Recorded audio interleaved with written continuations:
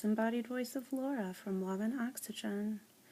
Today I'm going to show you how to make a stitch called the satin stitch, and I'm going to show you quick here an example of it. This is a different hoop I've been working on.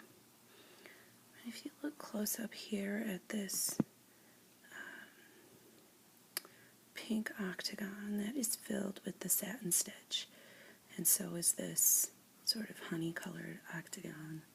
So that's just a really dense stitching that kind of gives it an overall solid effect. And from a distance you can see how it really kind of gives the eye a good place to rest.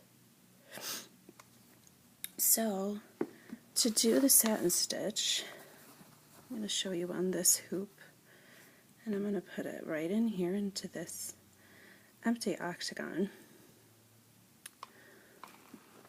For this stitch I'm going to use this mustard color, and I have 2 strands of embroidery floss knotted at the end.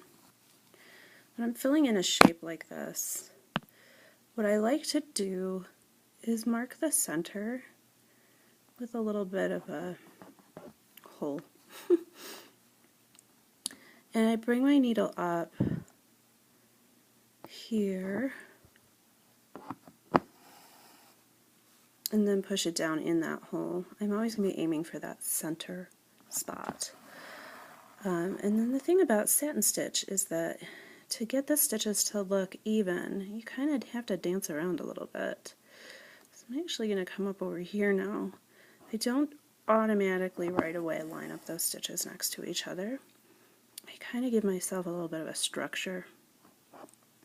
So what I'm going to do is come in from 4 sides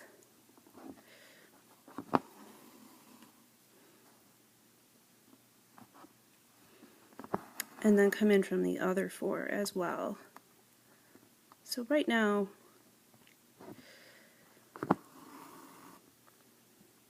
I'm basically just creating a structure for myself to fill in. Now I'm going to come in from the other 4 sides.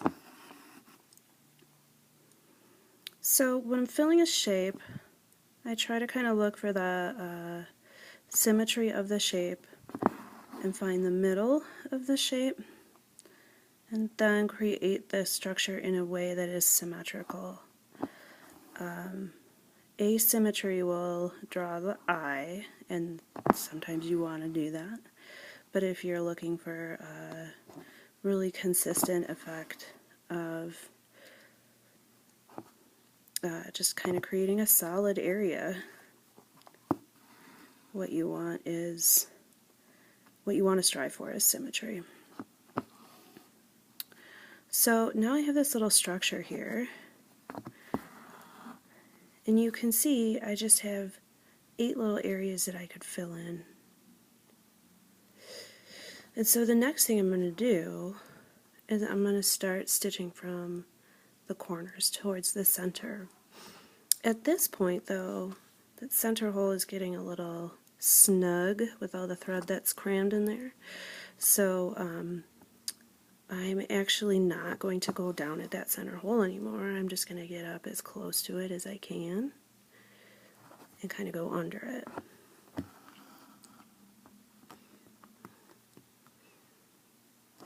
So again, I'm going to come in from every corner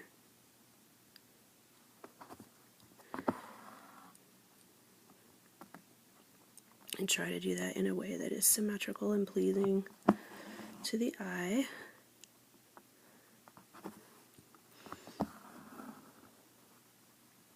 This color, I don't ever know what I should call it. It's sort of a saffron, sort of a mustard, but it's sort of like a dark wild honey. I feel like I would sound like a crazy person calling it wild honey, but that is what it makes me think of.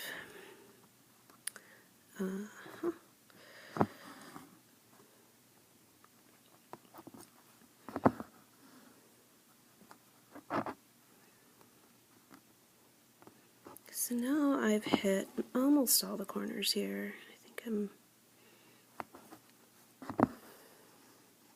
pretty close to the last one, just kind of buried under this knot.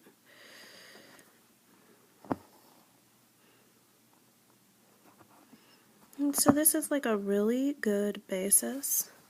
It's just a nice structure to fill in.